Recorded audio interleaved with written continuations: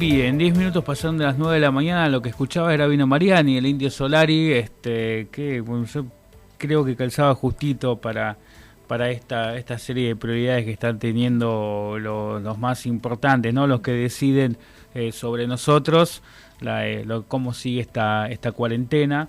Bueno, ¿no? qué actividades son esenciales, como por ejemplo un programa donde la gente canta y un programa donde la gente baila y el fútbol, ¿no? Por supuesto, son todas actividades esenciales que, por supuesto, ¿cómo vas a dejar al argentino sin la caja boba? Por favor, no puede pasar eso. Vamos a repetir las vías de comunicación y ya nos metemos de lleno con Mauro Senesi. 452-0382, 452-9631, el teléfono abierto 517-6900. Y en WhatsApp también. 291, así es, 476-0997. Bien, excelente. Ahora, dicho esto, refrescadas un poquito las vías de comunicación, no lo vamos a hacer esperar más tiempo y le damos la bienvenida, como cada miércoles, a Mauro Senesi, nuestro especialista en política internacional. Buenos días, Mauro, ¿cómo estás? Buen día, Martín, buen día, Agus, a toda la gente que nos está escuchando. Bien, ¿cómo te trata el miércoles? Bien, tranquilo. Me gusta el día nubladito, cortar un poquito el calor. Sí, vamos a establecer la grieta ahora. ¿Sos team frío o team calor?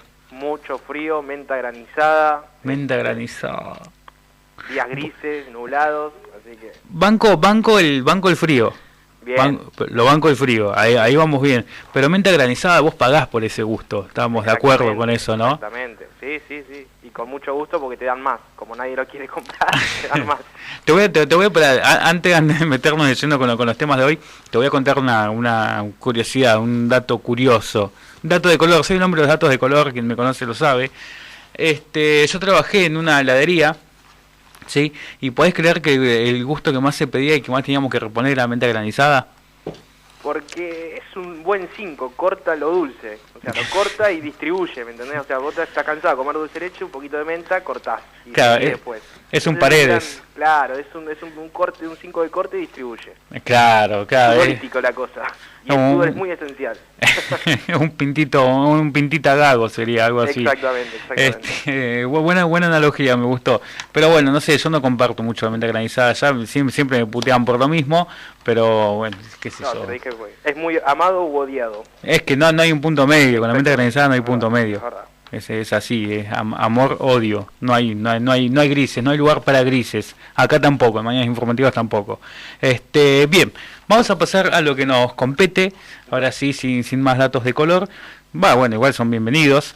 ¿Qué es lo que pasa, qué es lo que va a pasar en Chile? Tenemos entendido que va a haber algo con la Constitución, eso te lo voy a dejar a vos, y también estamos pisando una fecha bastante memorable, si se lo quiere decir de alguna forma. ¿Por dónde querés empezar? ¿Por dónde te sentirías cómodo para empezar? Empecemos más o menos para decir de que tampoco en Chile va a haber grises este domingo. Ajá. ¿Qué es lo que va a pasar? La pregunta es muy sencilla, si la población, los chilenos quieren reformar la Constitución, y ahí la pregunta va a ser sí o no, y una segunda pregunta va a ser cómo quiere que, en caso de que salga positiva la propuesta, cómo quiere que se conforme esa asamblea constituyente. Hay dos maneras, que es una asamblea constituyente totalmente nueva, esto significaría ir a una elección y los 150, 180 constituyentes se elegirían todos por voto, o una asamblea mixta, que significaría que la mitad de esa asamblea constituyente sea compuesta por actuales legisladores y la otra mitad por una elección. Es decir, este domingo, en caso de que salga positivo la propuesta de la reforma a la Constitución, el año 2021 en Chile va a ser muy electoral, ya que tenemos la elección de cómo se va a componer esa asamblea, la elección presidencial en el medio de toda esta discusión política, y después, al final del 2021, se prevé que tiene que estar ya redactada la Constitución y tendría que ir a un plebiscito para ver si la población chilena acepta esta nueva Constitución, ¿verdad? Claro, sí, bueno, eso me llama un poquito la atención, el hecho, porque no es nada menor el hecho de una reforma en una Constitución. ¿Qué es lo que yo por una cuestión por supuesto de ignorancia, ¿Qué es lo que puntualmente se quiere mejorar o reformar en esta Constitución? ¿Cuál es el punto fuerte, digamos?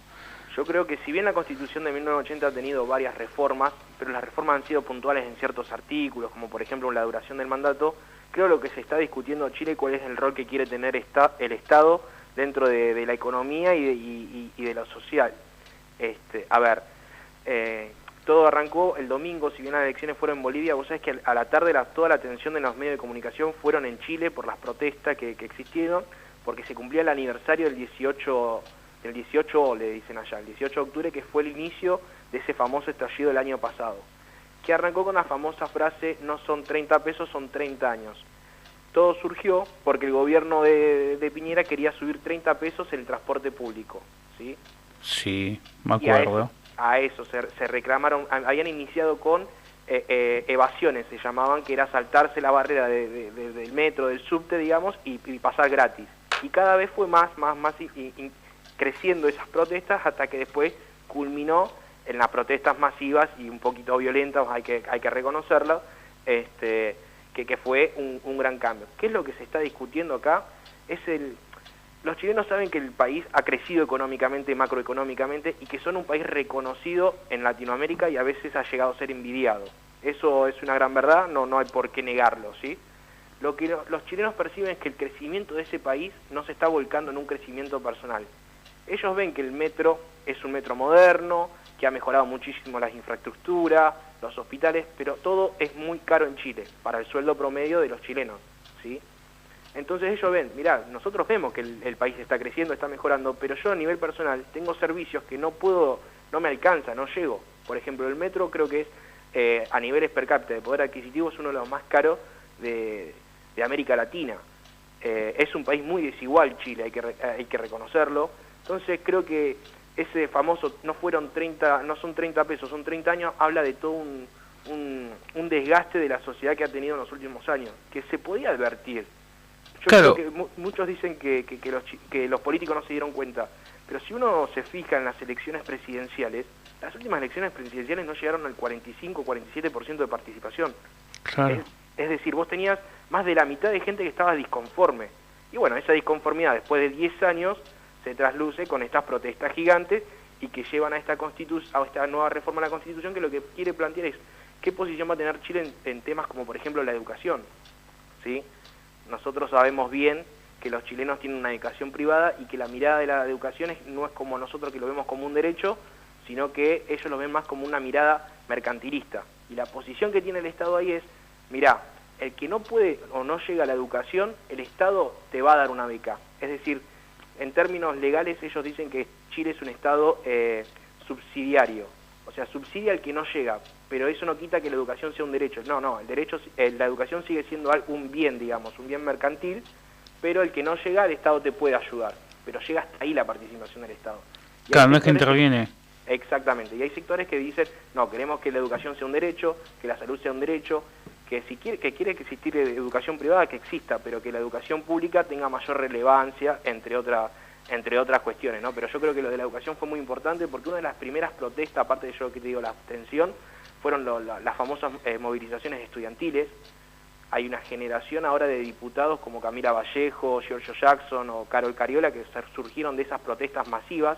Ahí vos ya tenías un foco de conflicto, digamos, de estudiantes que se quejaban de lo caro que era la universidad. Después también tenías, en los últimos años, vos sabés que Chile tiene sistema de jubilación privada, lo que nosotros teníamos como la AFJP. Claro. Ellos tienen la AFP, ¿sí? Es un sistema de capitalización individual, digamos. Cada uno trabaja y aporta lo suyo en un fondo que después te lo va administrando y va haciendo inversiones, ¿sí? Esto surgió con unas reformas de Pinochet. ¿Qué pasó? Cuando la gente de esas primeras generaciones que empezaron a aportarse están ahora jubilándose, se dan cuenta que no es el dinero que le prometieron cuando empezaron a aportar en el 1980, 81, 82. ¿Me explico? Sí. Y ahí la gente grande ya se estaba protestando por ese tema de, che, a mí me prometieron jubilarme con, no sé, a $500, digamos, y me estoy jubilando con 300. Claro. Entonces, y ahí también tenías un foco de conflicto. ¿Qué pasó? Que en el 18 se juntaron todos, los estudiantes, la gente que estaba cansada de la política o no representada, los jubilados o los trabajadores de edad que veían que su jubilación no iba a ser la que le prometieron. Es decir, el 18 de octubre del año pasado... Se despertaron. Exactamente, todos se unieron en una misma causa, digamos. Pero vos ya tenías ciertas luces amarillas, ¿sí? Y la política chilena estaba muy lenta. De hecho, Bachelet había propuesto reformar la Constitución en 2015, pero nunca avanzó. La verdad que ellos le llaman que es la primavera chilena. Hay que reconocer que Chile salió de su democracia con un Pinochet o con un sector militar fuerte, es decir, salió con una democracia negociada, dicen, que los militares seguían teniendo participación en la vida política. Y eso no permitía tener ciertas maniobras políticas que no podía tener, la democracia no tenía fuerza, los partidos políticos tenían que conceder muchas cosas, a diferencia de lo que fue nuestra salida de democracia en los 80, que es la década de lo que se le llama la libertad y demás, que hubo una primavera democrática muy fuerte, muy interesante en la Argentina. A ellos les ocurrió 30 años después. Claro, hay una diferencia. Pero a mí me llama un poco la atención esto que bien vos señalás, que quiero hacer hincapié en esto, ¿sí? En cómo despierta el pueblo chileno dentro de esto y cómo el gobierno quizás después cae en que fue propio de las malas decisiones que tomó o de la vista gorda que hizo a ciertos aspectos. A ver, sabemos esto, porque bien vos lo mencionabas recién, todo el metro, la educación, que ahora el punto central, ¿no? de lo actualmente el gobierno, ¿tiene que enfocarse en algún sector en particular para calmar un poco la tensión social? Mira, la reacción que tuvo después del 18 de octubre el gobierno de Piñera fue pésima. Piñera habló de que estábamos en una guerra. La presidenta, claro, por eso. La mujer, sí, estamos con una guerra civil contra un enemigo. En un momento se llegó a acusar de que había partidarios del Foro de San Pablo, que es un foro que reúne a los partidos de izquierda de América Latina. Decía de que habían venezolanos infiltrados. La primera dama, Cecilia Morel, la mujer de Piñera, hay un audio que salió, que después ella lo reconoció y pidió disculpas, hablando a sus amigas, diciendo... Eso era de que nosotros empecemos a ceder un poco nuestros privilegios. Alec Chadwick, que era un ministro del Interior, en ese momento reaccionaba, cada vez que hablaba, reaccionaba más y más rechazo en la población. La verdad que tuvo una semana que no comprendió Piñera en absoluto lo que estaba sucediendo. Condenaron la violencia, se centraron en eso, pero que es condenable obviamente, pero no entendían que había un reclamo, más allá de algún grupo radicalizado que te prendía fuego, como pasó el domingo una iglesia, pero tenías millones de personas pacíficamente protestando y no lo pudieron ver, no lo llegaron a ver. La verdad que Piñera, aparte de ese año, tenía Chile, el 2019 para Chile un año como fue el 2018 en Argentina del G20, viste que el gobierno de Macri tenía todas puestas las fichas puestas en el G20, en esa proyección internacional. Sí, bueno, sí. El 2019 para Chile era similar porque iba a haber una reunión del clima de Asia-Pacífico entre los países del Pacífico, que iban a ser una reunión importante entre todos los países del sudeste asiático y bueno, Estados Unidos, Canadá se iban a reunir en Chile y después iba a haber una cumbre sobre el cambio climático. Entonces Chile iba a ser un foco de atención en la política internacional en el 2019. Es más, Piñera unos días antes, pero días, no exagero, había comentado como que Chile era un oasis dentro de lo que era América Latina. El año pasado América Latina era es muy convulsionada la política, había protestas en años. Claro, y ahora sí, yo creo que a Piñera le vino muy bien lo de la pandemia, porque frenó un poco todo esto, ¿no? Frenó el clima político y permitió esta salida o este pacto de decir, bueno, vamos a reformar la Constitución, que es lo que la gente está pidiendo. Claro, ¿llega en buen momento esto? Y cada pueblo lo decide cuando llegue su momento. Yo creo que Claro. el pueblo chileno decidió el 18 de octubre que era momento de hacer un cambio y bueno, ya te digo, la reacción fue muy mala y después se vio desbordado y llegaron todos los partidos políticos, desde los más de izquierda, los de centro derecha y derecha, llegaron a un acuerdo allá por principios del 2020 de que había que hacer una reforma constitucional y bueno, pues se pusieron de acuerdo cómo iban a ser las formas, los plazos, los tiempos y yo creo que sí, cada pueblo tiene la soberanía y la sabiduría de saber en qué momento es para sí, tiene su madurez y para darse para escribir su propio futuro, su propio destino, digamos. Sí, por supuesto, no, obvio que cada estado va a hacer lo que crea conveniente, la elección que crea conveniente para, bueno, justamente satisfacer algunas que otras inquietudes de la mayoría de la población, porque no puede atender a todo, vamos a ser realistas en ese sentido. Pero que me llama la atención esto de que a un año de todo este estallido y después de la respuesta tan mala hayan tenido, bueno, ahora decir vamos a ponernos las pilas, vamos a hablarlo mal y pronto, y vamos a trabajar en estos aspectos puntuales. Sí, es que en Chile no hay primero no tienen vicepresidente ellos, es un país muy presidencialista, o sea, tampoco, si renunciaba Piñera tampoco iba a ser una solución porque quedaba el país totalmente acéfalo, o sea, iba a seguir claro. La línea sucesoria, era el ministro de Interior, tienen una línea sucesoria muy diferente a lo nuestro, y hubiese caído en un caos o en un sin gobierno, digamos. Entonces, por eso la salida, tanto de la oposición, no fue fogonear la salida de Piñera, pero sí condicionarle todo estos últimos años de mandato que tiene, ya te digo, hasta el 2021 tiene mandato, y no hay reelección en Chile. Pero sí, yo creo que era la única forma que tenía de apagar las aguas, que es más, no se apagaron las aguas, se apagaron simplemente las protestas porque hubo una pandemia.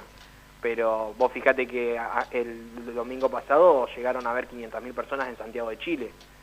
Claro. Aún cuando tienen sus restricciones ellos, siguen en una cuarentena o en un aislamiento, mejor dicho, y aún así 500.000 personas se fueron. Imagínate si no existía pandemia, cuánta gente hubiese ido por motus propio. Claro, sí. Es decir, por eso te digo... que la pandemia les vino bien, para que no... Le salvó las papas, pero igual creo que él hubiese terminado el gobierno, porque ya te digo, no tiene vicepresidencia, o tendría que haber llamado elecciones anticipadas. Pero si, o sea, yo esto lo digo desde un punto de vista, desde mi ignorancia, ¿no? Por supuesto. Que, por ejemplo, vos decís, bueno, está bien, si renunciaba, el problema podría haber sido peor, pero si prácticamente le importó poco el revuelo que tuvo, la respuesta fue mala, quizás podría haber tomado también esa decisión y decir, bueno, que se arregle otro. Sí, no, la respuesta, le importaba mucho la respuesta fue mala, después se dio cuenta que así no iba a llegar muy lejos, y hizo un cambio de gabinete, y bueno, después sí tuvo que, ya te digo, la oposición oyó los reclamos de la gente, y la discusión se dio en el Congreso, y se vio obligado a pactar el Piñera esta transición y esta idea de reformar completamente la Constitución que había otorgado en 1980 el gobierno de Pinochet. Claro, sí. Pero sí, ya te digo, había ciertos indicios que la política chilena o no vio, o si vio, reaccionó muy lento. Pero sí, habían indicios yo cuando veo una elección siempre miro cuánta gente votó. Porque si a vos no te vota el 50% de tu gente, ¿qué piensa esa gente? ¿Qué le pasa? No puede ser que no le interese la vida política o quién va a decidir los destinos de su país, de su futuro, de su propia familia. Por eso yo creo que había mucho... esos datos a mí me llamaban la atención. Es que es un numerito, es decir, de la mitad de la población, ¿cómo puede ser que no le importe la política? Porque, a ver,